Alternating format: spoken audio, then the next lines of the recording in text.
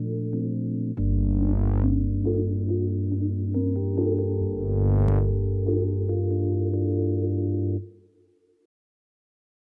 siempre me pasa, en lugares a los que voy, me pasó hace muchos años con Huelva, son lugares muy interesantes. Ceuta se parece en ese sentido. Lo primero que me he encontrado ha sido con una central de energía eléctrica de Endesa, que es bueno, un problema. Al mismo tiempo me decía Carlos, bueno, y si no, con esto, que si no tenemos esto, ¿qué haríamos? Bueno, un poco la conferencia va de esto. Una central diésel, nada menos. Lo primero que te recibe cuando llegas. Qué costes tiene, etcétera. Bueno, esto es lo que da energía a Ceuta. Bueno, si pensamos otro futuro para Ceuta, lo podemos pensar para el mundo. Yo lo pensaba igual con Huelva. Huelva tiene un polo químico, tiene que imaginar el futuro de otra manera. Y yo pensaba, bueno, si en Huelva se puede hacer, seguramente se puede hacer en el mundo. Y me pasa un poco con Ceuta. Si en Ceuta podemos pensar, pues que en vez de poner, de quemar diésel y que las micropartículas, las partículas que en otros sitios, bueno, las producen solo los coches, aquí directamente tiene una central emitiéndolas. Bueno, si lo hacemos de otra manera, si aquí que tienen 300 días de sol, eso no se puede imaginar un futuro solar para Ceuta. Bueno, ahora estoy sonando ecologista normal, pero no soy nada normal, ya lo verán. Les cuento, bueno, lo que yo venía es, este tipo es un señor muy mal encarado, pero que me gusta mucho, Roger Schank, que es un científico cognitivo y especializado en inteligencia artificial, que habla mal de todo el mundo, pero es muy listo. Y entonces él lo que dice es, solo se aprende haciendo. Y eso yo lo creo firmemente. Yo creo que lo que uno aprende es lo que uno hace. Lo que escucha, bueno, no le entra por uno y sale por otro. Tarda unas horas en salir, pero termina saliendo. A no ser que lo incorpore a algo que hace. Y entonces yo les iba a proponer que si quieren, perdónenme la arrogancia, aprender algo de esta charla, yo les iba a proponer que hicieran algo, que se planteen desde ya que con ella van a hacer algo. ¿Qué pueden hacer? Pues se me ocurren muchas cosas, dado el tema. Pero una, bueno, ven que pone en la sexta, dice aprendemos haciendo. Nadie nos puede decir qué objetivos tenemos que tener. Con lo cual yo me voy a aplicar la lección de Roger Schank. No les voy a decir qué tienen que hacer. Pero una propuesta es que hicieran una carta al director. Que se propusieran que si esto les parece grave o interesante o importante, que redactaran, que se propusieran, que al término de la charla tuvieran elementos para preparar una carta al director, y que esto pudiera acabar pues en el pueblo de Ceuta, en el faro de Ceuta, o en este lugar tan comunicativamente tan intenso, según me comentábamos con Carlos, ¿no? Y como da buena cuenta el hecho de que esto se esté grabando, lo cual es un privilegio, y aprovecho para compartirlo con los que lo verán después, según me aseguran, lo verá Ceuta entera, la que no vino. Pues, bueno, pues la cuestión es, bueno, una carta al director, pero ¿por qué? ¿Qué vamos a contar? Bueno, el cambio climático, eso de que el cambio climático es muy grave. Pero, y eso ya no se hace, no lo está haciendo todo el mundo, ¿no? En realidad no es un mensaje que casi nos cansa todo el rato, el cambio climático, qué pesado. Bueno, desde luego muy eficaz no ha sido.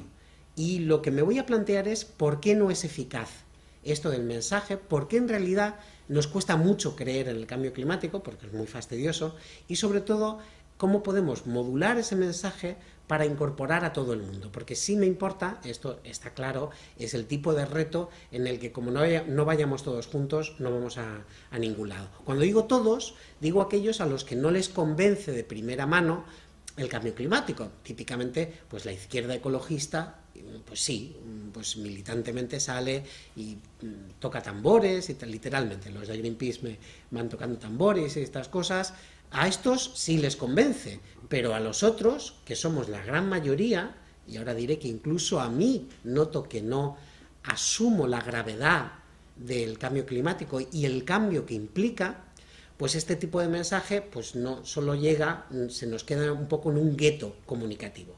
Vamos, el reto que yo les propongo es, en esa carta al director y en esta charla, vamos a tratar de romper ese gueto comunicativo y decir, bueno, esto nos importa a todos, y cómo podemos formular ese mensaje. Bueno, este es muy... Normalmente yo trabajo sobre todo en inglés, pero no va a haber mucho inglés en la charla. Solo en esta, que es que la he encontrado y es perfecta. No sé si conocen el documental de Al Gore, el de la izquierda, al que no va nadie, se llama Una verdad incómoda, An Inconvenient Truth. Claro, en la del cambio climático. Va básicamente lo que todo el mundo sabe o que todo el mundo, incluso los que dicen no creerlo, yo creo que lo tienen claro.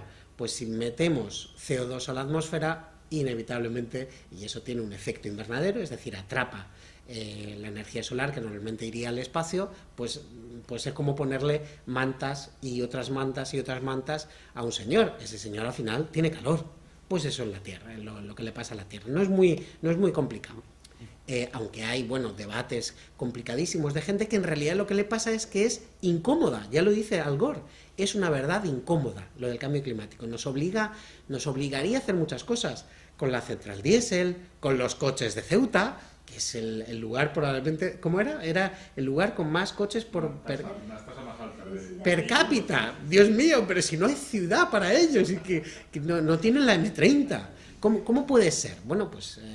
vamos a pensarlo. Y a lo mejor el reto y el contenido de esa carta al director que yo me planteaba, que puede ser cualquier otra cosa. Ya les digo que, como dice Roger Schank, no les puedo poner yo el objetivo, porque si no, no aprenden.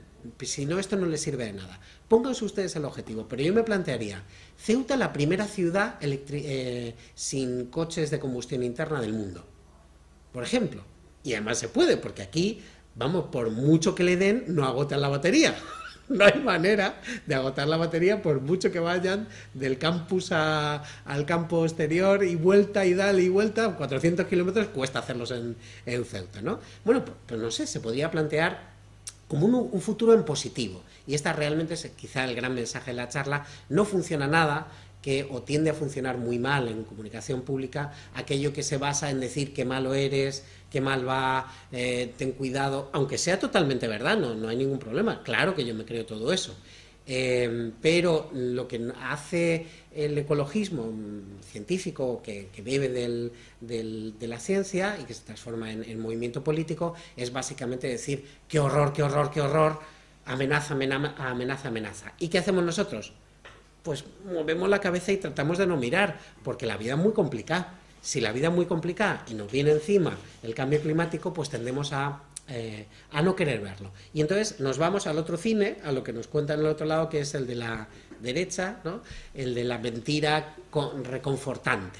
Bueno, no hay cambio climático, qué bien me encuentro, me he librado de una buena, ¿no? Y eso lo hace el cerebro casi, de hecho, preconscientemente o inconscientemente. Uno tiende por toda una serie de sesgos cognitivos que conocemos bien, por ejemplo, el sesgo de confirmación, nos lleva a buscar la información que nos confirma en aquello que pensamos y sobre todo que queremos que sea verdad. Por ejemplo, hoy, ustedes heladitas aquí, de frío y tal, decirles calentamiento global parece una broma. Claro, pero es que eso es hoy. El problema es la tendencia. Y luego veremos una manera de contar esta tendencia y ver cómo funciona esa relación entre tiempo atmosférico de corto plazo y el clima, que es de largo ciclo. Vamos a ver cómo contarlo mejor. La historia tiene que ver más que con convencerles de algo, una verdad científica o que todo el mundo... Primero, que yo no estoy capacitado para defender, yo no soy físico, no estoy especializado en esto, pero sí me interesa y tengo algo más de legitimidad para hablar de comunicación pública y de cultura, de las culturas de mensajes que van asociadas. Bueno, pues en este sentido voy a intentar convencerles de que tenemos que formular de una determinada manera el mensaje sobre el cambio climático de manera que nos unifique a todos, que nos haga ir de la mano, incluso aquellos que son un poquito, bueno, que no llevan rastas y que no llevan camisetas verdes y que son, bueno, más normalitos y, bueno, ¿cómo les convencemos? No les convencemos de la verdad de la cosa, sino cómo les movilizamos, hacia dónde vamos. Vamos a hablar de ello. Bueno, mi gran mensaje es... Bueno, pues igual hay que cambiar la historia que contamos. Los humanos, sobre todo, somos gente que entiende historias. Los números los entendemos regulín, los datos los entendemos regulín, pero las historias las entendemos fenomenal. Bueno, mi historia es vamos a salir de la crisis de empleo en la que estamos, en particular los jóvenes, desde hace mucho tiempo, y que no va a hacer sino agravarse, seguramente, a medio y largo plazo. La automatización nos lleva, por ejemplo, a que posiblemente haya menos empleos disponibles, no más. Por mucho, esto es una onda corta, por mucho que a Rajoy le fastidie esto, pues me temo que va a haber muchas cuestiones de fondo que no van a llevarnos al pleno empleo. Incluso más bien lo contrario. Bueno, mi historia es, pues salvándonos del cambio climático, mitigando el cambio climático, reduciendo un poco su gravedad, es posible que reconfiguremos la sociedad y la economía de manera que tengamos más y mejores empleos. Como historia es más bonita, espero. En vez de muerte, destrucción, tal. Bueno, pero ¿hacia dónde corremos? Vale, me has convencido de que hay que correr. ¿Pero qué hago? ¿Me compro una metralleta?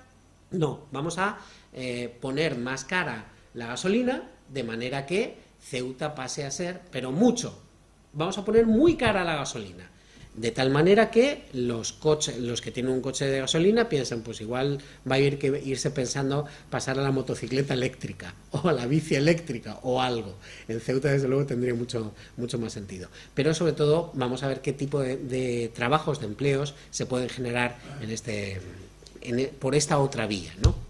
Bueno, ¿cómo no voy a hablar de Trump? Esto es un poco lo contrario, todo lo que les estoy contando, pues la historia contraria es la que contaría Trump, que sobre esto del cambio climático, pues se ha distinguido por ser eso que llaman un escéptico, que básicamente es un señor muy desinformado, que no le encaja, le viene mal. Yo diría que el mensaje de la charla es que esto del cambio climático, pues me viene mal. Si yo soy un billonario con B de barbaridad que lo que quiere es que no haya ese tipo de restricciones al crecimiento urbano, a que haya mucha construcción y tal, que es de lo que ha vivido este hombre, pues le viene mal el cambio climático. Es una cosa que fastidia, pues a ver entonces, ¿qué hace? Pues pone tweets de estos de los que dicen cada uno de los accidentes meteorológicos por esos falseadores, eso el hoaxster,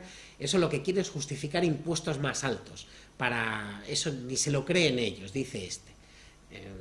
Bueno, y el típico, al final no he cambiado lo de manufacturera. Quieren hacer en la industria norteamericana menos competitiva los chinos, que por cierto los chinos han contestado y han dicho es que no le hacemos ni caso a este señor es muy tonto. Tiene cierto mérito que los chinos lideren por delante de ti la lucha contra el cambio climático, porque tiene un verdadero problema, son un gran problema, por ejemplo, por el peso enorme que tiene el carbón, pero el año pasado, por ejemplo, añadieron,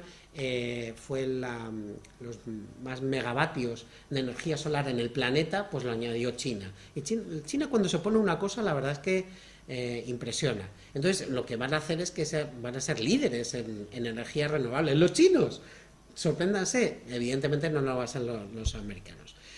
Yo ya echo de menos a Obama, me imagino que a alguno le pasará, aunque tampoco es que sea el niño Jesús, pero claro, a estas alturas uno se da cuenta de que, virgencita, tendríamos que habernos quedado como estábamos, ¿no?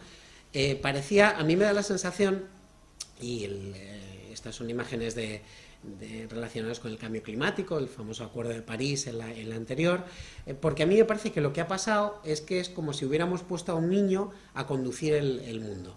El niño es Trump, claro, y ahí se le ve que es un niño pequeño, y el tipo de reacciones que tiene a mí me llevan a pensar que nos dirige el camión en el que vamos todos subidos, o el autobús al que vamos todos subidos, lo dirige un niño irresponsable, fastidioso, emocionalmente, más o menos tendrá 3 años o 4 este chico. Bueno, ¿qué sucede? Bueno, vamos a despejar primero, por quitarlo de la charla, la parte de ¿hay cambio climático?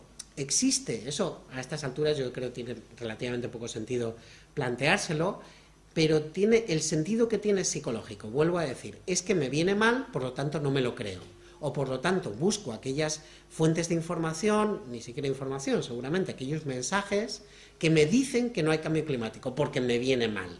Ese es el sesgo. Bueno, para curarse de esto es bastante sencillo. Se va uno a este señor, por ejemplo, que no es un gran experto, simplemente ha reunido 2 PowerPoints o 2 PDFs en su web, en este senador independiente. Entonces pasa lo que llamaba Robert Putnam, pasaba lo que llama el test de impacto intraocular, que es que te da en medio de la frente. O sea, está clarísimo.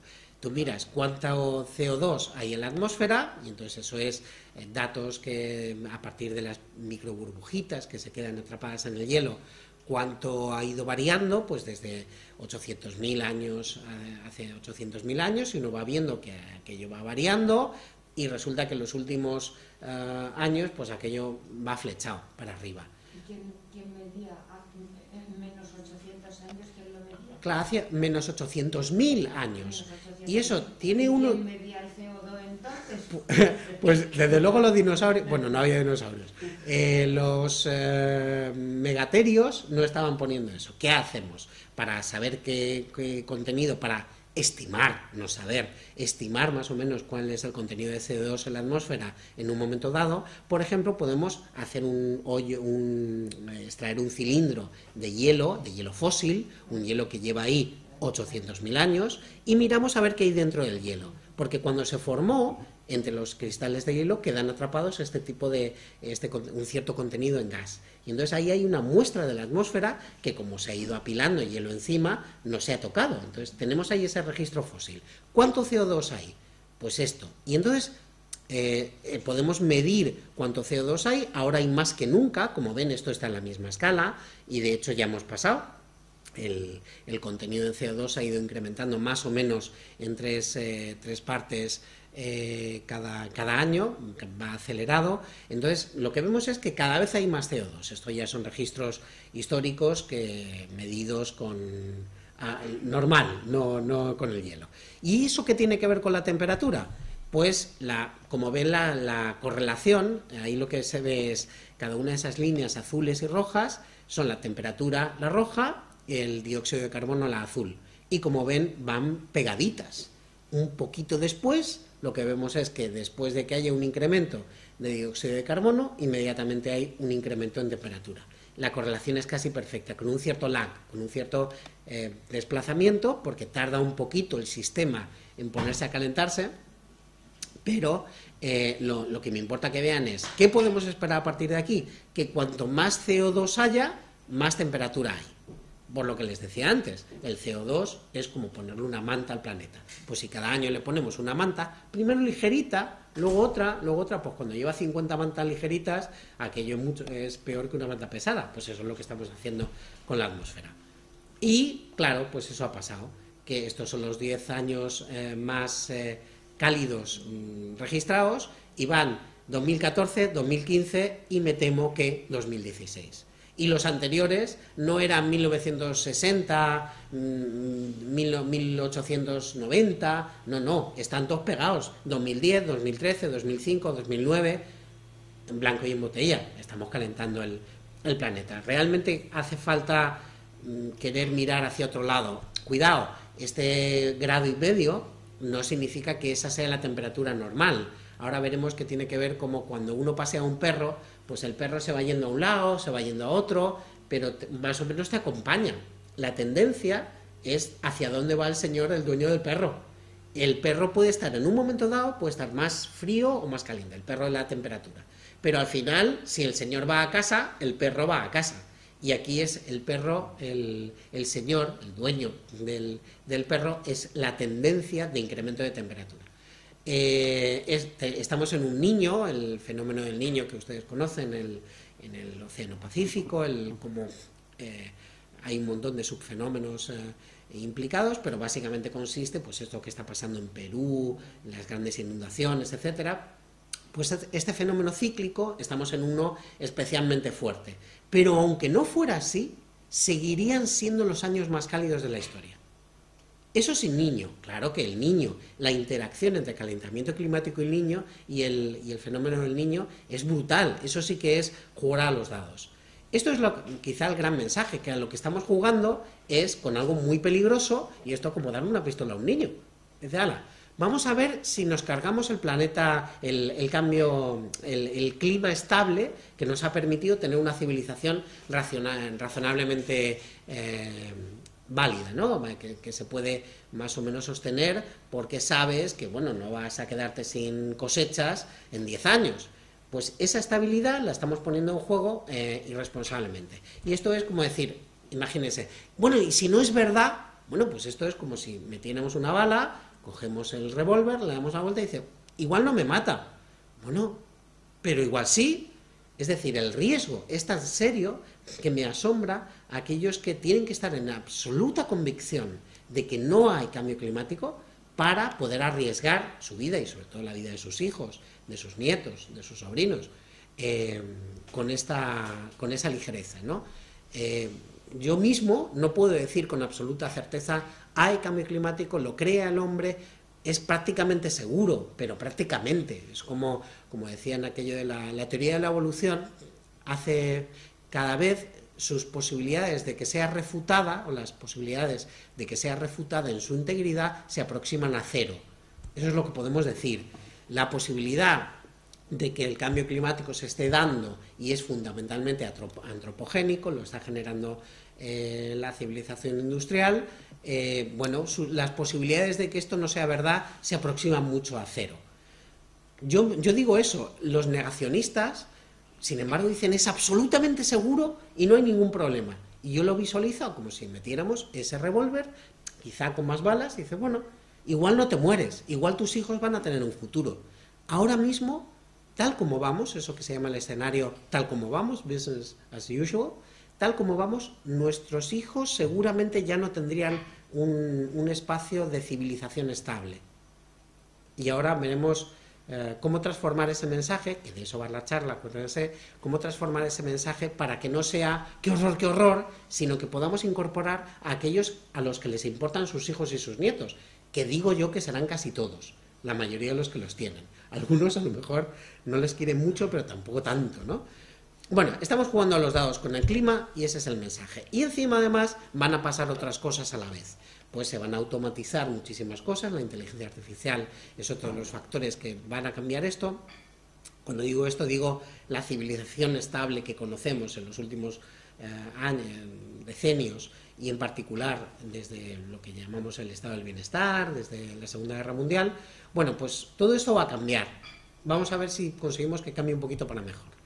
Bueno, ¿por qué no somos capaces de coger esto del cambio climático por los cuernos?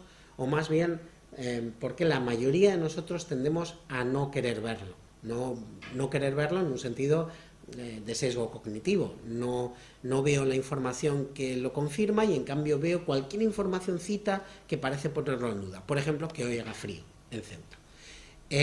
Bueno, pues este hombre, Per Stoknes, la respuesta que da son 5 barreras psicológicas que hace que nos cueste mucho.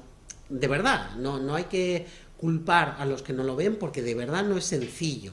El cambio climático es un problema psicológicamente fastidioso para enfrentarse con él. ¿Por qué?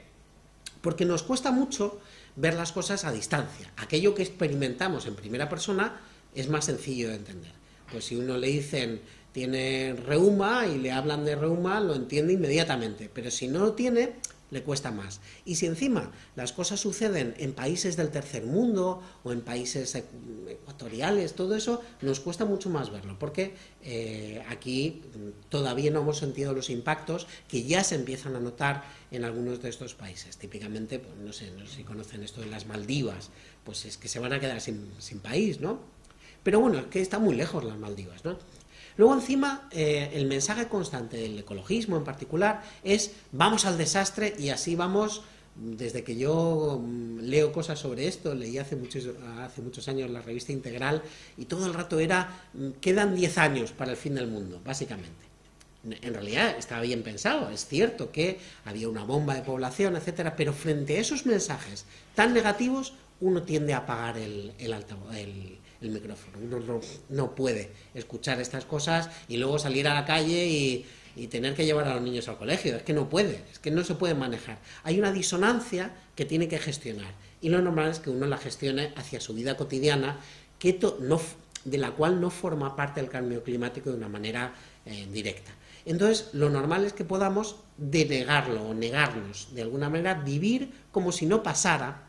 Y se puede vivir, vamos, la mayoría de la gente vive perfectamente y no pasa nada. El problema es que, bueno, que según pasan los años, será cada vez más difícil que no notemos las consecuencias. Ven estas barreras, ¿no? Lo importante es que se den cuenta que es difícil, de verdad, es un reto entender o sentir el cambio climático porque no lo experimentamos, porque nos dicen todo el rato que va a ser un desastre y eso nos hace apartar la mirada, porque choca contra las cosas que hacemos, pues en Ceuta ir en coche todo el rato, y entonces uno va en coche y le dicen cambio climático. ¿Qué piensan? ¿Qué va a pasar? Pues que apaga lo de cambio climático. Uno lo mira, lo olvida, no lo tiene presente, bueno, total, tampoco hace tanto calor, ¿no? Ese tipo de cosas con las que gestiona y además forma parte de nuestra identidad. Bueno, estos son cosas, bueno, es que tengo mi coche, es que tengo mi moto, es que soy yo. Entonces me están diciendo que deje de ser yo de alguna manera. Los ecologistas son más flexibles en esto, pues como tienen mayor flexibilidad vital seguramente, son los que, claro, como lo tienen duro típicamente, pues dicen, bueno, pues a mí no me importa no tener un utilitario de estos 4x4 estupendo, a mí no me cuesta, claro, no lo vas a tener en tu vida, qué listo, pero el que lo tiene dice, no, perdona, no, esto me cuesta quitármelo. Me estás quitando básicamente mi identidad, quién soy, me hablas frente a una cosa, bueno, que está lejana, que es incierta. Ven que no es sencillo lo de creérselo de verdad y transformarlo en acciones. Entonces, otra manera de verlo, ¿qué tipo de amenazas, si el cambio climático es la amenaza que es, esto que quede claro que no es que no me lo crea, estoy pensando es, ¿por qué puede pasar que estemos programados o cableados, dice mucho en inglés, o wired, para no responder a la amenaza del cambio climático? ¿Por qué? Las amenazas para las que estamos programados, que llevamos desde el Paleolítico, como mínimo, dedicados a luchar contra osos y megaterios y tigres de dientes de sable y tal. ¿Cómo son esas amenazas? Son visibles. Uno ya las ha experimentado o sabe de qué van. Pues esto es otro tigre con dientes de sable que viene a comerme. Eso, bien, pues me ayuda a identificarlo y a responder. Está ahí, el tigre está ahí, me está saltando, coge una lanza que me come.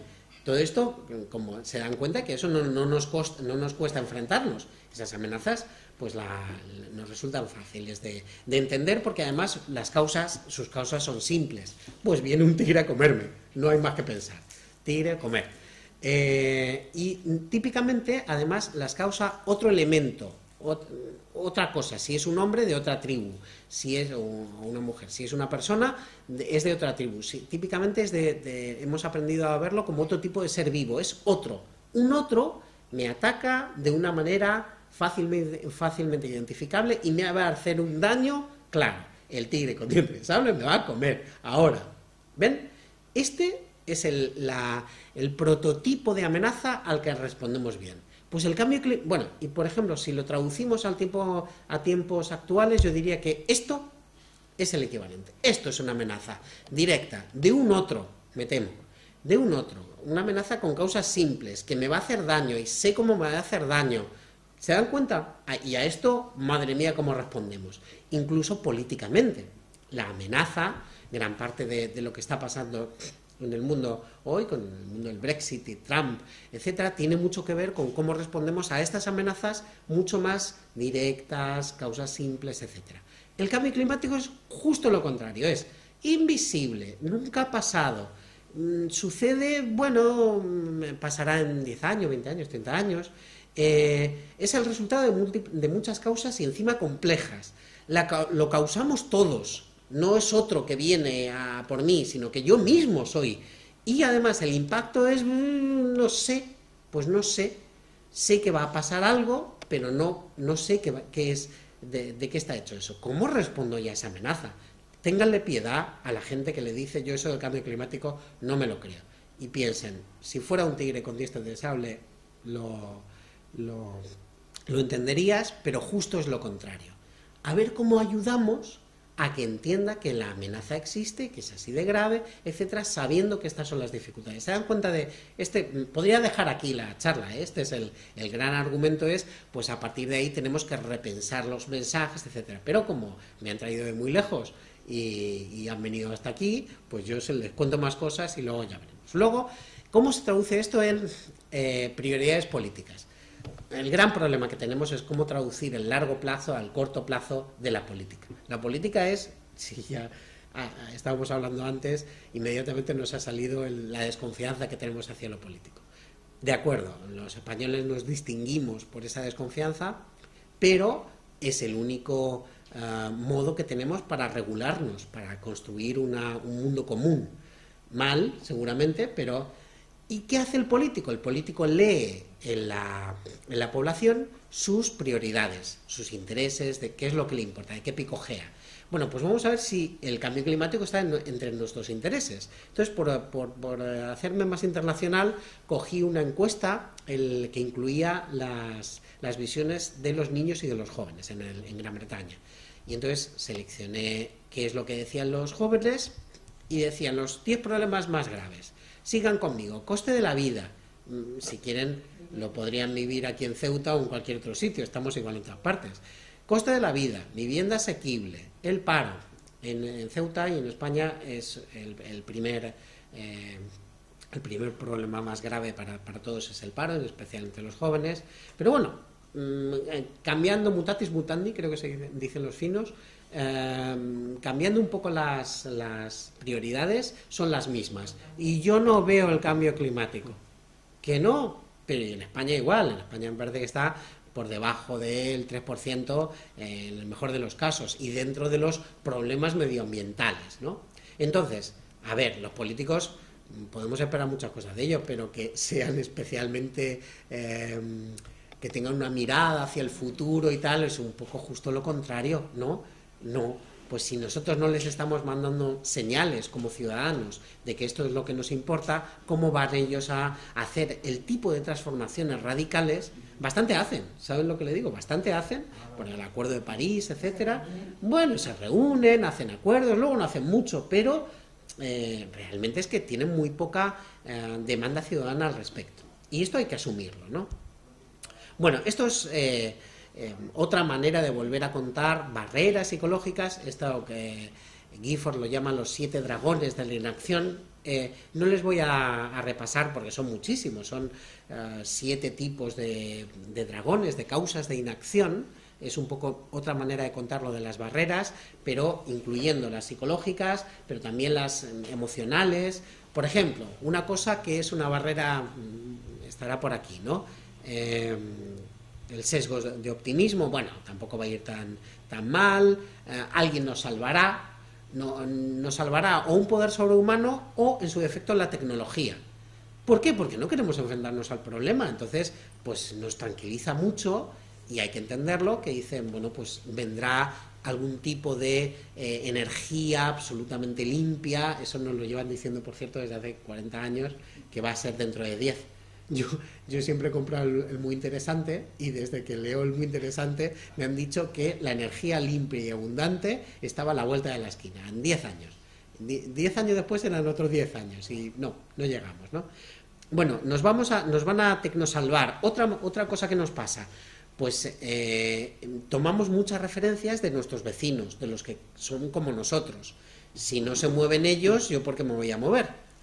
Esta comparación social, que es una de las bases de nuestro comportamiento social, resulta que podría pensar, y esto es lo que me resulta más interesante de estos dragones, es que igual podría ser un factor positivo, porque podría pasar que si los otros ponen en Ceuta paneles solares en las viviendas, pues resulta que, bueno, ¿y por qué nosotros no? Es que esto, fíjate, desde que pusieron el impuesto al diésel, desde que pusieron el impuesto al CO2 emitido, y tuvieron que cerrar o que pusieron muy cara la energía eléctrica aquí en Ceuta, chico, los de enfrente han puesto unos paneles solares estupendos y resulta que les ha bajado la factura a la mitad.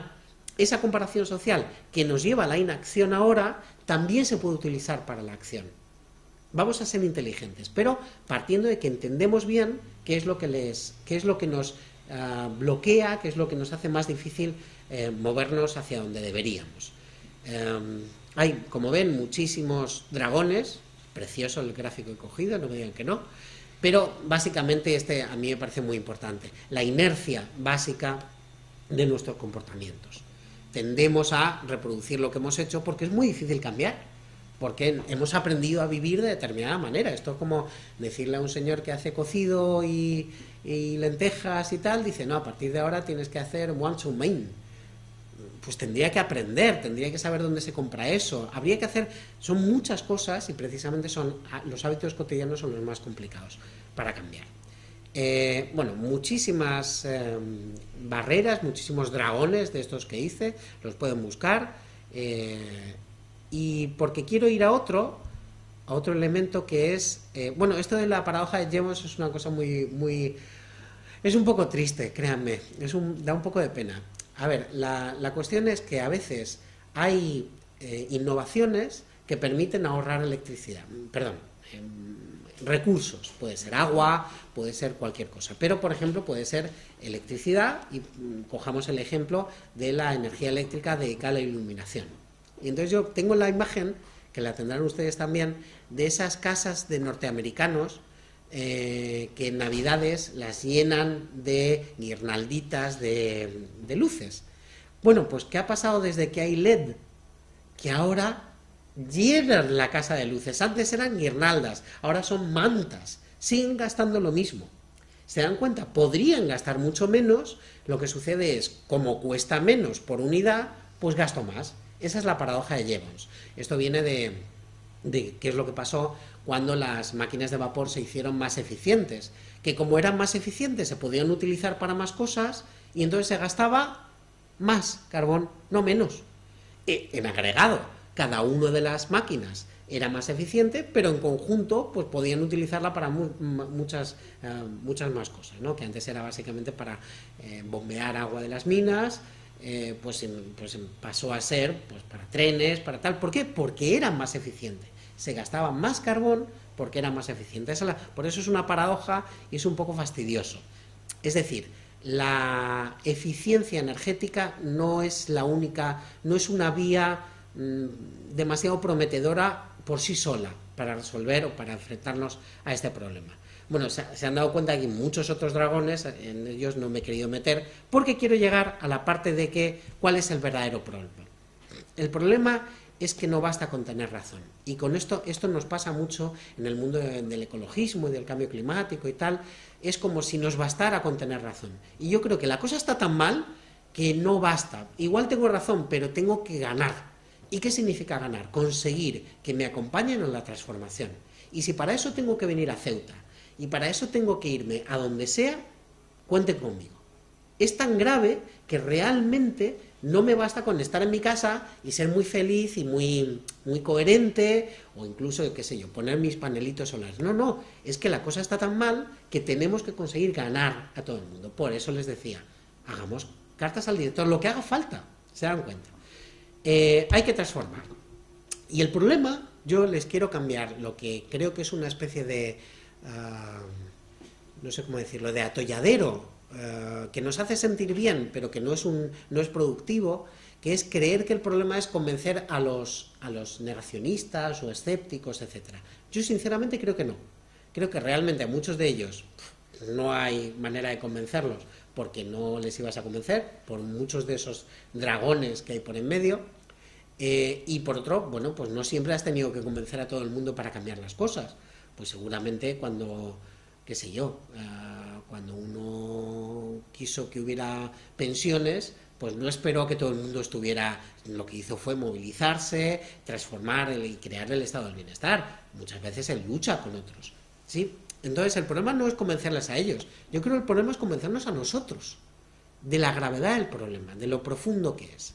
Y entonces, ¿qué sucede? Que actuamos como si no supiéramos cómo funcionan los problemas, cómo viven socialmente los problemas y cómo pasan a lo que llaman los politólogos la agenda. Esto de la agenda, casi literalmente, bueno, ¿qué hay hoy para hacer? Pues hoy hay y cambio climático, o las consecuencias, lo que tendría que cambiarse para enfrentarse al cambio climático. ¿Cómo pasa eso?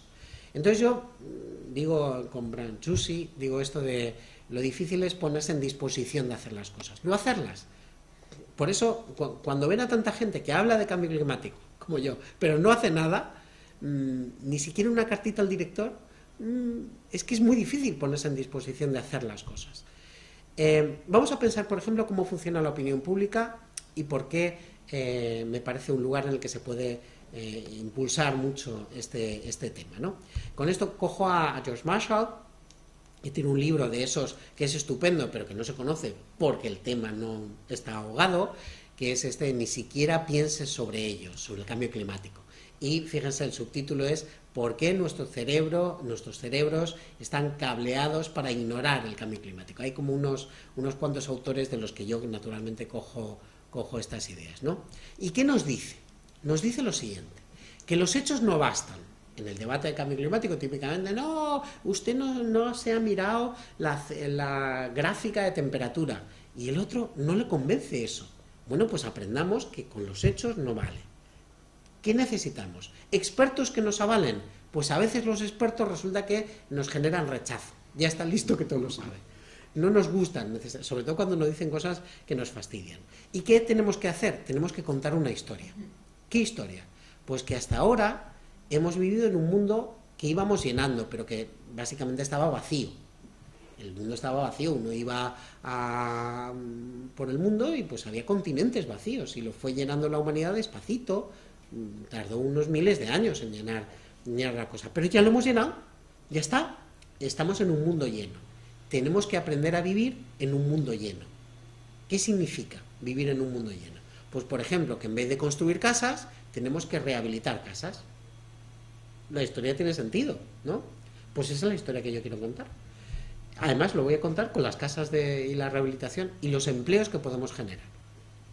Por eso, porque hay que identificar mensajes de esperanza. No basta con decir, es muy grave todo, es muy horrible y la vida va a ser muy mala. Hombre, yo sinceramente no me da la vida para esto. Al final dice uno, dime algo bonito, dime algo que me haga sentir que en esto, bueno, voy a poder seguir teniendo un futuro para mí, para mis hijos. Bueno, sí, pues por ejemplo necesitamos todos esos arquitectos. En España hay un porrón de arquitectos, hay como 80.000, cada año salen más. Tenemos una de las ratios de arquitecto por habitante más alta del mundo. Pues yo lo que digo es, claro, para hacer las casas como se hacen ahora, hacen falta pocos arquitectos, a lo mejor algún albañil más, pero arquitectos muy pocos. Pero para rehabilitar las casas una por una, nuestros edificios, y hacerlos sostenibles, para hacerlos energéticamente eficientes, nos hacen falta todos los arquitectos. Es un mensaje más esperanzador, por lo menos para los arquitectos, ¿no les parece? Y si además nos ahorramos parte de la factura de la luz, pues no está mal, y de la calefacción, etcétera. Y lo que les decía, me parece muy importante que no queramos ganar la conversación, decir al otro que es tonto, sino conseguir convertirla en aliado, quizá modulando nuestro mensaje. Para eso necesitamos entrar en conversación con gente que no es como nosotros, y eso nos cuesta bastante, y tenemos que conseguir que este asunto esté en el debate. Por eso les animo, por ejemplo, a que esto, que es muy poquita cosa, tenga la capacidad de expansión pública que se puede hacer, pues, qué sé yo, pues si me graban en televisión, pues fenomenal, esto ya es un aumento de impacto clarísimo. Pero si ustedes escriben una carta al director y luego sus amigos otro y terminan hablando con ellos y les van, pues es así como se incrementa el espacio, el impacto, ¿no? En la espiral de silencio, que es lo que hay que conseguir luchar contra ello, es un concepto que a mí me resulta bastante válido para que recordemos lo difícil que es mantener un problema en el espacio público. No sé qué tal voy de ahora. ¿Qué tal? 15 minutos más o así. Vale. ¿Qué es esto de la espiral del silencio? Nos explica por qué es tan difícil hacer que el cambio climático esté en el espacio público, que hablemos de ello. ¿Cómo sucede? No sé si se ve, me imagino que sí. Aquí se ve muy pequeñito, pero ahí me imagino se ve más grande. La espiral consiste más o menos en lo siguiente. Cuando uno dice, oye, que esto del cambio climático es muy grave, muy serio y tal, y uno se siente en minoría, no le apetece contar, no le apetece levantar la voz. Mira a ver quién le hace caso y no le hace caso a nadie. No sé, nadie le apoya y entonces ya la siguiente vez lo dice más bajito. Y encima si dice algo, le pegan caña, sobre todo pues, en Estados Unidos, típicamente, cuando se dan cuenta. Entonces, los de la minoría se ven en minoría, los de la mayoría ven a los de la minoría como minoría. Y entonces cada vez más se va apagando. Esa es la espiral de silencio, ¿no? Cuando uno, en cambio, se siente que forma parte de la mayoría, pues, oye, esto es importante y vamos a moverlo y tal. ¿Quién transforma esto? Seguramente la opinión dominante en los medios. Y en los medios buscar cambio climático o gente que opine sobre cambio climático, aunque sea para mal, es difícil. Yo creo que se habla de caballas, digo del partido político, de Podemos, caballas, PPs, de eso se pueden hinchar, pero de cosas así como, qué sé yo, relativamente importantes, como si mis hijos van a tener un planeta y tal, de eso se habla muy poquito. Bueno, pues se producen espirales de silencio. Los medios van haciéndonos sentir que si eso me preocupa, pues que yo soy una minoría de los que se preocupan por eso, y entonces, no sé, me da como una timidez pública, se dan cuenta, ¿no? Como ciudadanos. Bueno, pues hay que conseguir que romper esas espirales de silencio. Regreso a las cartas al director, aunque parezca muy poca cosa. Claro, sucede, es verdad que hay cambio climático, que hay espiral de silencio. Pues fíjense que un 24% de la gente dice que no habla nunca de cambio climático, nunca. Hombre, de verdad que es como para hacérselo mirar, porque es como la historia del milenio. O sea, realmente nunca hemos hecho algo, de alguna manera es algo como paradójicamente una gran obra humana. Cambiar un clima no está mal, hace falta narices para cambiar un clima. Bueno, pues no, un cuarto de la población nunca habla de ello.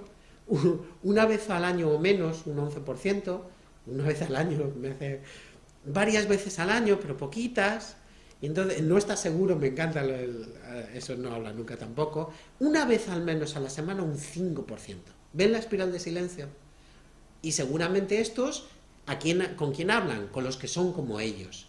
Y entonces la espiral se queda contenida en un espacio del que no sale, son guetos comunicativos, ¿no? Estos son, yo creo que el problema en el que me incluyo realmente, yo para esto no piensan que vengo como el que dice yo es que ya lo tengo todo solucionado, yo estoy en el mismo problema, yo soy también seguramente un negacionista silencioso. ¿Qué quiere decir esto? Esto lo cuenta un informe de la Royal Society of Arts, de este tipo que era ajedrecista, gran maestro y no sé qué, Jonathan Rosen, que es tan listo que también se dedica a estas cosas, cuando deja el ajedrez, pues se dedica a hacer cosas de cambio climático. Entonces, una de las cosas que dice es, bueno, tenemos que conseguir superar los problemas que nos genera la manera en la que pensamos, hablamos y actuamos. Necesitamos una nueva manera de pensar, hablar y actuar sobre el cambio climático. Por ejemplo, vayamos a fíjense en lo de la democracia. ¿Qué trampa? La trampa es, bueno, esto es una cosa del gobierno. ¿Y qué dice el gobierno? ¿Se acuerdan de las prioridades? El gobierno dice, esto no es una prioridad de la gente, yo no hago nada. Sí, me voy a meter a perder con lo que llaman ahora los analistas capital político. Voy a perder capital político yo en algo que menos del 3% de la población dice que es importante. No, yo me dedico a mis temas, como mucho, al paro, tal, si se dedican, si es que se dedican. Pero se dan cuenta que la trampa es, como ciudadanos, que tiene que hacerlo el gobierno, y el gobierno, oye, me tiene que mandar una señal de que esto le importa a la ciudadanía, y estamos atrapados ahí. ¿Se dan cuenta? Tenemos que cambiar esta manera de pensar públicamente sobre el cambio climático. Voy a saltarme varias de estas porque tengo una cosa que quería enseñarles, y no les quiero aburrir. Bueno, esto es más o menos como está distribuida la población. Los descreídos, en Gran Bretaña al menos, son como un quinto de la población. Solo, yo diría solo. Y piensan que estos son los que es que les viene tan mal lo del cambio climático que no va a haber manera de convencerlos. Pero lo peor, el gran problema, son los indiferentes, los de en medio. Y entonces ese 64% de la población es el que genera espirales de silencio, es el que hace, bueno, que no sea un tema del que se hable mucho, bueno, es que no queremos, no estoy en contra de ello, pero... ¿Y por qué? Pues mire, porque yo acepto la realidad del cambio climático, y que lo causa la humanidad, pero no me hace sentir intranquilo, no es una cosa que me preocupa pues las notas de mis hijos, o si tienen vivienda, o si voy a tener que comer la semana que viene, pero eso no me hace sentir intranquilo. Pero sobre todo no veo qué pueda hacer yo. No hay nada que pueda hacer personalmente, eso lo llama Rawson el negacionismo práctico, el negacionismo silencioso práctico. No es, fíjense, no es que no se lo crean, se lo creen. Bueno, dicen que se lo creen, sí, bueno, sí, pero ¿y yo qué voy a hacer? ¿Y yo qué voy a hacer? Y aquí regresamos, ya saben, carta al director. Bueno, no, seguramente esto les parecerá poca cosa. Bueno, una carta al director, bueno, pues eso es mucho, porque si escriben una carta al director, ustedes, los poquitos que hay aquí, esto les garantizo que en una semana termina siendo un problema público del que oye, ¿te has fijado? Cada vez hay más gente que habla de esto. Y el que se había quedado silenciado porque se sentía en minoría, deja de sentirse en minoría. Empieza a tener un poco de sentido todo lo que he dicho, ¿no? Pero que va conectando. Bueno, regresamos a esto de qué es lo que nos preocupa, pues como era Aznar, aquel de no sé qué, corrupción. Los temas que están constantemente en la agenda pública, en realidad el que más está es fútbol, pero bueno, el cambio climático está muy chiquitito, pero durante mucho tiempo ha sido terrorismo, y ahora vuelve a estarlo con el terrorismo yihadista y tal. El cambio climático está muy pequeñita en la conversación pública. Este es el equivalente a lo que veíamos antes. ¿Qué temas nos preocupan? La sanidad, la educación, la delincuencia, el medio ambiente, un 3%. Y para abajo. Y la última encuesta del CIS que vi, me parece que estaban 0,3. Bueno, entonces, ¿cómo cambiamos las cosas? Tenemos que convencer no a ese chico que abraza árboles, sino a estos que van con la corbata. Y esto reconocerán que es más complicado. ¿Cómo hacemos? Bueno, pues tenemos guías de psicólogos sociales dedicados al cambio climático, y con esto voy a ir acabando.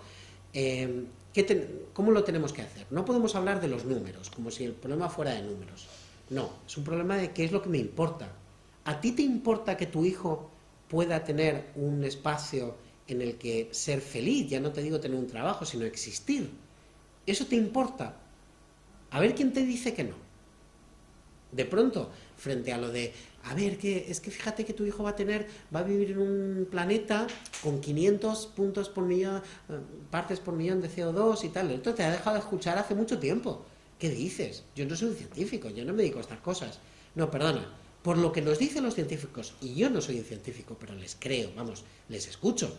Lo mismo que cuando dicen, tiene usted un brazo roto, no digo, es mentira, y sigo andando. No, me creo esas cosas, o me hacen una radioterapia, o todo el rato estamos utilizando la ciencia y la tecnología. ¿Por qué para el cambio climático para esto no? Porque me viene mal. Bueno, pues hay que decirle, mira, te puede venir mal, pero desde mis valores, que no sé si compartes, y esto es importante, hay que encontrar un espacio común. ¿Usted tiene nietos? Puede tenerlos. ¿Usted quiere verlos, se los imagina en 2050? Tendrán, ahora estamos en el 23, son 27 años. Es que un niño de ahora, mi hijo que tiene 11 años, tendrá 38. Y en el 2050 ya esto se ha desbocado y no sabemos en qué planeta va a vivir. No sabemos si va a ser un planeta de gente con machete matándose entre sí o un planeta vivible. Yo creo que podemos intentar hacerlo del planeta vivible, ¿no? ¿Es un valor que compartimos? Yo creo que sí, me puedo arriesgar a ello. Con el centro derecha, que es un espacio político y comunicativo muy importante para mí, porque me parece que son los más a los que podemos acercarnos más, digo desde la izquierda ecologista, si yo me pudiera colocar en ello, ¿no? Pero bueno, el mensaje clásicamente ha sido de izquierda ecologista y ha despreciado las demás posiciones. Estoy hablando de política y les puede resultar raro, pero es que es así, es que son miradas sobre el mundo, ¿no? Maneras de... Entonces, ¿desde qué posición, qué tipo de mensaje le tengo que dar a alguien típicamente de centro-derecha para decir, ayúdame a mejorar la eficiencia energética de las viviendas en Ceuta? y que hagamos un programa de rehabilitación energética que las haga mucho más eficientes y que nos haga a medio o largo plazo poder dejar de tener la central diésel ahí. Claro, si yo le digo, el mundo se va a acabar y tal, no me escucha, pero si le digo, bueno, esto es un desperdicio, estamos quemando diésel. No puede ser más evidente el desperdicio, cuando nos está dando el sol todo el rato. Vamos a poner una placa y que eso se transforme en electricidad. Y eso seguramente esté más cercano a sus valores y nos ayude, o por lo menos no se oponga, a que se creen medidas de ese tipo. Hay que reconstruir la confianza en las renovables, muy castigada, esto de en España especialmente, donde hemos sido líderes y luego se ha perdido, y Abengoa y tal. Esto hay que reconstruirlo porque es lo que nos puede sacar de este atolladero. Evidentemente es que a medio y largo plazo las renovables tengan un componente mucho más grande en eso que llaman los finos el mix energético, ¿no? Pues seguramente haya que hacer gas natural por en medio y quizá incluso nuclear, hay quien dice, incluso gente ecologista, pero las renovables son a medio y largo plazo la vía, ¿no? Hay que conseguir que los comunicadores, eso que llaman los expertos en comunicación comunicadores, que no sean, gente con rastas y tal, con las que no se identifica la gente a la que queremos convencer. O sea, en esto hay que ser muy, muy puñetero y muy listo. Y decir, bueno, si a ti te va a convencer mejor un tío con corbata, pues tengo que poner a un tío con corbata que hable en tu lenguaje. Y me parece que la cosa es tan importante, como les decía, yo no quiero tener razón, yo quiero ganar. Quiero transformar esta economía para que sea mejor para todos y de paso para el planeta. Estos planes que les contaba de instalaciones solares comunitarias, aprovechar un tejado, de nuevo volvemos a lo de no desperdiciemos eso, tenemos un tejado en un sitio donde no llueve prácticamente nunca, ¿por qué no ponemos una placa solar, no? Que bueno, sea medio hecho con esto de los cambios en la normativa de vivienda, que tardaron muchísimo, nos pillaron justo cuando ya se había deshinchado la burbuja inmobiliaria, con lo cual ha sido un horror, porque hemos construido millones de viviendas en condiciones con una normativa mucho peor que la del Código Técnico de la Edificación, que tampoco es glorioso, pero bueno, por lo menos les obliga a tener algún tipo de instalación solar y algunos aislamientos mínimos, pero bueno, eso es una vía, ¿no? Hay que ser moderado y equilibrado. Esto, frente a la gente que dice esto nada, en 10 años lo hemos hecho, no lo vamos a hacer en 10 años, va a ser un verdadero problema y está bien que seamos realistas en ello. Y luego, bueno, con perdón, es que hay conservadores que ya son irrecuperables. Por eso decía lo del centro derecha, es que hay algunos que ya pues no vamos a poder convencerles porque tienen otra cosa en la cabeza, no pasa nada. Y además tenemos que buscar espacios de compatibilidad donde sea viable. En algunos espacios, pues no, pues hay gente que para lo que le queda en el mundo, pues debe pensar, a mí me da igual. Claro, pero seguramente compartimos valores. Regreso a lo de los nietos. Usted, perdóneme, se va a ir dentro de poco, pero va a dejar a usted, a sus hijos, a sus nietos detrás, ¿no? Tenemos que cambiar las imágenes y la manera en la que hablamos del lenguaje. Esto es lo del agujero de ozono, para que se den cuenta de lo difícil que es esto de tener un lenguaje común en el que describir las cosas. La gente, durante mucho tiempo, y esto es un estudio del CIS del 2010, decía que el cambio climático se debe a un agujero en la atmósfera. No se debe a eso.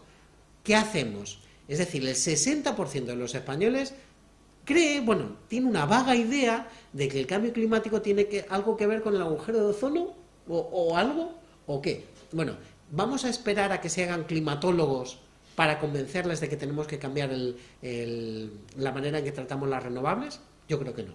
Yo creo que tenemos que cambiar el lenguaje colectivo, pero a lo mejor no transformarnos todos en científicos.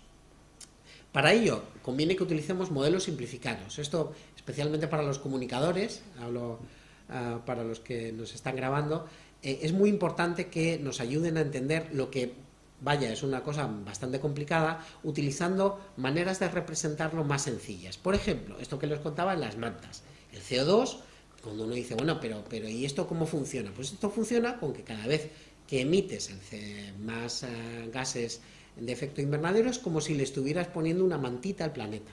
Cada año una mantita, y aquello pues termina asándose de calor. Esto yo creo que es una manera intuitiva, fácil de llegar a ello, mientras que si les decimos que las radiaciones, lo que sale al espacio, los gigamegavatios, los no sé qué, la gente desconecta. Esto yo creo que es difícil que se olvide, que el CO2 es como ponerle, añadir una capita de CO2 cada año es como ponerle una mantita finita al planeta cada año. Pues cuando llevas unas cuantas mantas, el planeta tiene calor. Y es lo que nos está pasando. Una de las cosas paradójicas, y siento que puede parecer que me estoy metiendo con ellos, ¿no? Son fundamentales e imprescindibles y han hecho una labor extraordinaria, pero gran parte del movimiento ecologista tiene consecuencias paradójicas en la comunicación pública. Resulta que cuando nos dicen esto es horrible, esto, Dios mío, esto no tiene solución, pues la sensación de este es un problema inmenso ya me van pillando, me imagino. ¿Cuál es? Que nos desconectamos. Pues si no tiene solución, pues yo no pienso en ello.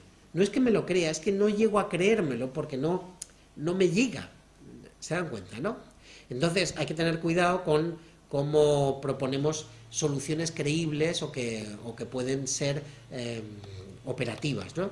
Yo la que les propongo, en plan, como dice mi hija, en plan más global, más que deberíamos ponerla en práctica todas, es una muy sencilla, que es un impuesto al carbono, que le cueste a la gente que emite CO2, que le cueste más, y eso nos lleve a aprender a todos a hacer las cosas de otra manera.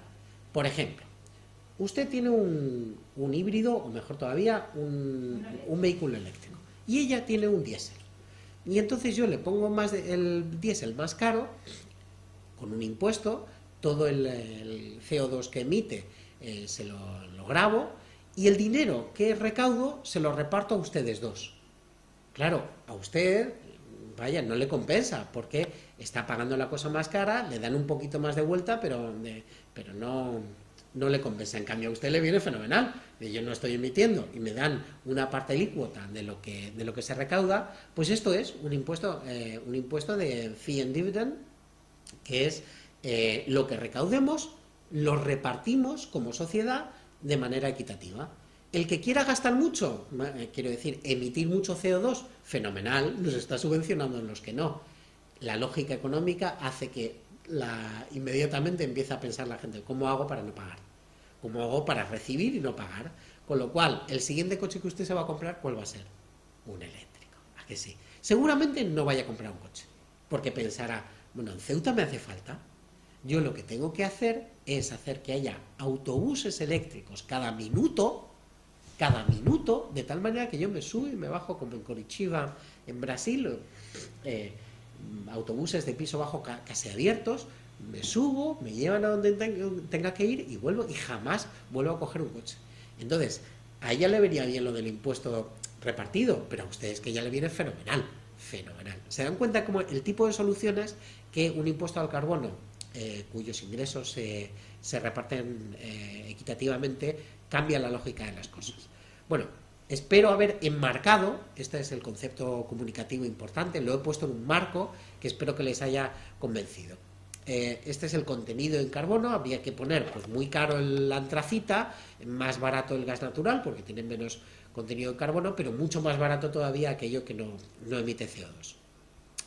Cuando digo lo del enmarcado, voy a acabar con esto, la cuestión es cómo contamos la historia y a qué está asociada. Entonces, ¿esta historia de qué va? ¿Esta foto qué historia cuenta?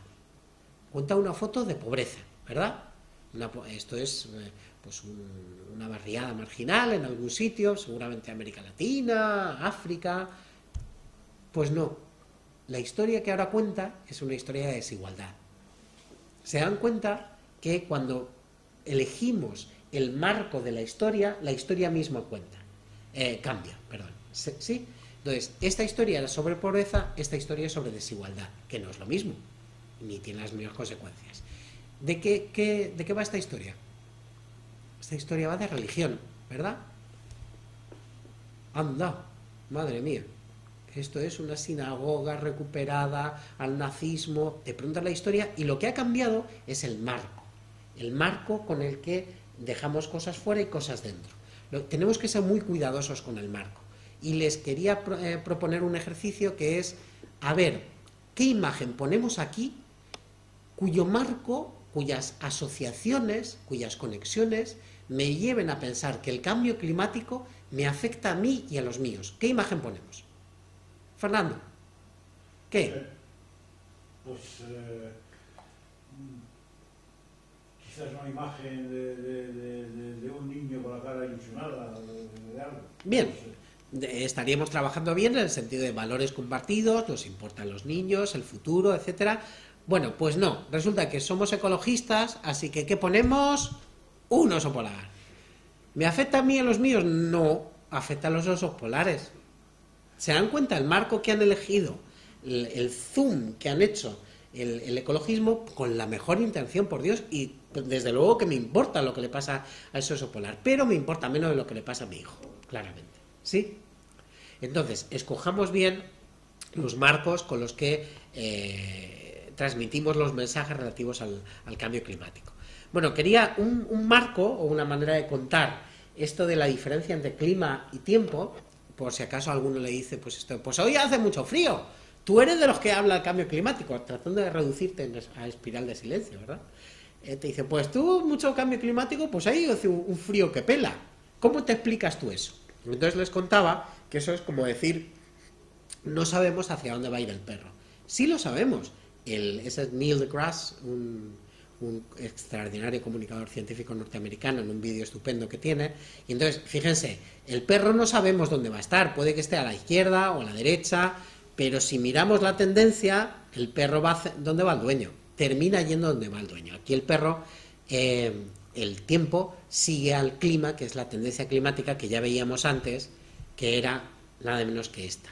Estos son las superficies medias globales entre enero y junio hasta el año pasado. Y como ven, el perro está yendo donde va su dueño, y su dueño es el efecto invernadero del CO2 acumulado.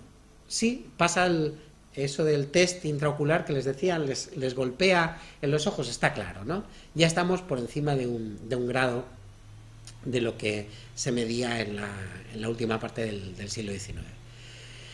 ¿Qué hemos estado contando? Ya acabo muy rápidamente. Lo que les hemos estado contando a la gente es, bueno, para ser ecologista y ayudar en esto, lo que hay que hacer es, pues, separar para reciclar, todo, se dan cuenta, reducir el consumo, cosas individuales, cosas pequeñitas, y con eso, y de hecho se utilizaba, fíjense aquella campaña en la que se gastó tantísimo dinero el IDAE, apagar las luces, que no está mal, apagar las luces, no digo yo que haya que dejarlas encendidas, pero estos comunicadores que tanto nos cuestan, David Villa y Cazorla y tal, esta gente, el mensaje que nos transmitía era un mensaje muy chiquitito, muy pequeño.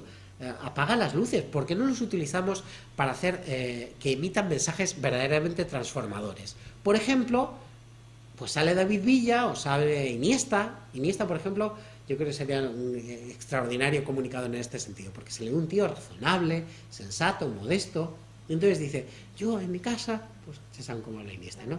En mi casa yo tengo placas solares y pago la mitad. Sí, pues, y además, ahora que ha entrado el nuevo impuesto al carbono, pues imagínense, usted va a pagar y encima me llevo el dividendo, me llevo la parte de esta que reparte el gobierno. Y al día siguiente llamas, ¿qué dices? No esperas al día siguiente, sacas el móvil, dices, llamo al instalador de placas solares o convence a la comunidad de vecinos para que pongamos placas solares, etcétera. O creamos un fondo de empleo verde. ¿Se dan cuenta? De nuevo estoy tratando de contar una historia más optimista y que tiene un mayor componente de esperanza de la de nos vamos al carajo y esto va muy mal, ¿no? Que es verdad, además. Por ejemplo, otra posibilidad, ¿por qué no pasamos de un mercado que crea viviendas nuevas, sobre todo, a un mercado que sobre todo rehabilita viviendas antiguas y las hace mejores, más grandes, más vivibles y más eficientes? Entonces, esto lo ha trabajado, por ejemplo, Albert Cuchy, especialmente en el grupo del capítulo español me parece que se llama Sustainable Green Building Council, el Consejo de Construcción Verde Mundial, pues tiene su parte, su capítulo español. Y entonces yo de esta tabla que dice, bueno, un escenario en el que nos ponemos a rehabilitar energéticamente, no solo energéticamente, una rehabilitación integral que nos haga más vivible las casas de muchas maneras, pero por ahora nos vamos a fijar en la energía. Nos dice cuánto dinero, cuánta energía ahorramos, cuántas viviendas rehabilitadas. Bueno, ¿saben con lo que yo me quedo de esta tabla? ¿Ven lo del final? Empleos creados, 140.000. Yo quiero eso. Yo quiero que se ponga en práctica este programa de rehabilitación en 140.000 empleos, con lo que hacen falta, por Dios. ¿Se dan cuenta? No les digo salven a los osos polares. No uso ese marco, porque con ese marco no les convence. Y sobre todo no les convence, que a ustedes quizás sí, pero al que no vino, a ese no le convences. Pero ¿y si creamos 140.000 empleos? ¿Qué creen? ¿Les van a hacer más caso? Pues eso. Este tipo de empleos, además, empleos de calidad, empleos que no solo tienen que ver con los que construyen, sino con los que diseñan. Entonces, yo, buscando ese tipo de mensajes, y ya de verdad que esto es el final, soy muy pesado, buscando ese tipo de mensajes que nos hagan, que sean mensajes comunes, que apelen ¿se acuerdan, no? De todo lo que apelen a valores comunes, que encuentren un espacio común desde el que podamos trabajar. Yo pensaba que yo creo que el que realmente hay que trabajar es la incertidumbre de lo que va a ser el futuro de nuestros hijos. Fíjense que yo no les digo un escenario catastrófico, no les digo que tienen que transmitir que es que van a andar en taparrabos y va a estar matándose a lanzadas. Ya decía aquello de cómo era Einstein, ¿no? Decía que la Tercera Guerra Mundial no sabía cómo iba a ser, pero que la cuarta iba a ser a pedradas, ¿no? Pues yo lo que les transmitiría es que un mensaje en el que nos podemos encontrar con todos es: usted quiere para sus hijos y nietos un futuro previsible, un futuro razonablemente estable, ¿verdad? En el que, por ejemplo, uno pueda decir: ¿y usted qué vas a estudiar, hijo mío? ¿Tú qué vas a estudiar? Y dice el niño, va a decir algo y dice, no digas nada, porque igual no tienes planeta, ¿para qué vas a estudiar? Entonces, el mismo esfuerzo que le ponemos en pensar, en hacer más previsible, más predecible cómo va a ser el futuro, las rentas, el empleo que va a tener nuestro hijo a 20, 30 años vista, y entonces le mandamos al mejor colegio que podemos y le ayudamos y nos fijamos en las notas y no sé qué, y le mandamos a la universidad, a lo mejor que podemos, a la mejor universidad que podemos, etcétera. Todo ese esfuerzo que ponemos, ¿cómo es posible que no pongamos el mismo en asegurar que va a vivir en un entorno lo bastante estable como para que esa inversión que ha hecho tenga sentido? Porque no hay civilización que se sostenga con 4 grados más de calentamiento, 6 grados, es lo que se espera para finales de siglo, a lo mejor es más, pero bueno, 6 grados, 4 grados, no es compatible con la civilización actual. No sabemos qué va a pasar.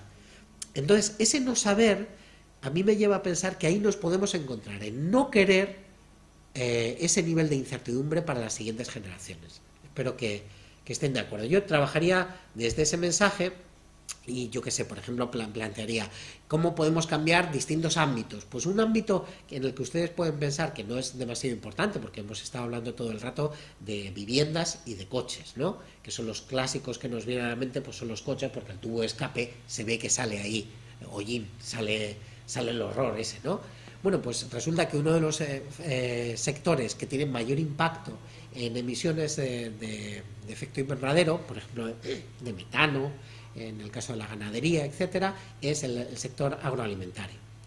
Bueno, pues, ¿cómo podemos reducir esto? Pues hay maneras de hacerlo, como pasar del tipo de monocultivos basados en pesticidas, etcétera, y en fertilizantes de síntesis que emiten otro tipo de gases de efecto invernadero, pero que son así igual de brutales.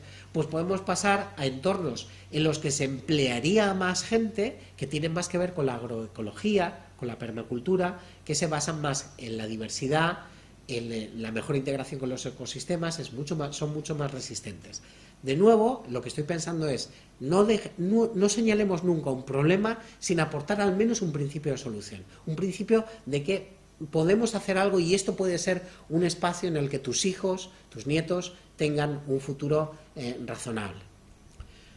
Pues eso, hasta aquí hemos llegado.